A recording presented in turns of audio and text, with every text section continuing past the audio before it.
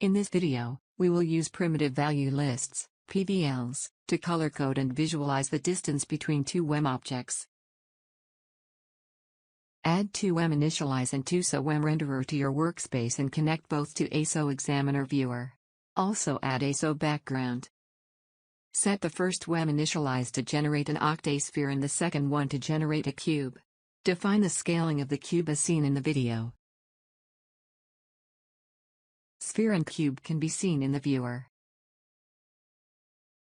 Add two WEM subdivide modules between the WEM initialize and the SO WEM renderer. Set length to 0.1 for both in order to increase the node density and to have an accurate distance measurement. The PVLs can be generated by the module WEM surface distance. It calculates the minimum distance between the nodes of both WEMs. The distances are stored in the node's PVLs as LUT values. The PVL shall be used for coloring the WEM. Add a LUT editor to the first SO WEM renderer. Define color mode as LUT values. Open the panel of the SO LUT editor and select the tab range. We need to define and apply the value range to be between 0 and 3. In Editor tab, define the colors as seen in the video.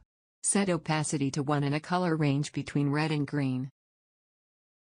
If you open the viewer now, you can see that the faraway parts of the sphere appear green, the close or colliding parts are colored red. We now want to move the sphere by using the mouse. Add a WEM modify module between the first subdivision and the WEM surface distance module. The module can already be used to change the position of the sphere. Add the modules SO Translate Dragger 1 and Sync Vector. Connect all translation vectors. Draw connections from the field Translate of SO Translate Dragger 1 to Vector 1 of Sync Vector, from Vector 2 of Sync Vector to Translate of WEM Modify, and at last from Translate of WEM Modify to Translate of SO Translate Dragger 1. You can now use your mouse to move the sphere along the axis. The colors of the sphere are taken from the PVLs generated by the WEM surface distance module. The closer the sphere gets to the cube, the more it becomes red. Exchange the WEM initialize module of the cube by a more complex object like a Venus by using the WEM load module. The same works here.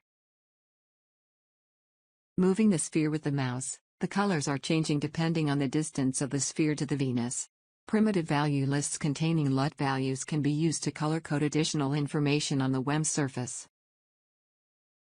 For further information, please have a look at www.MeVisLab.de.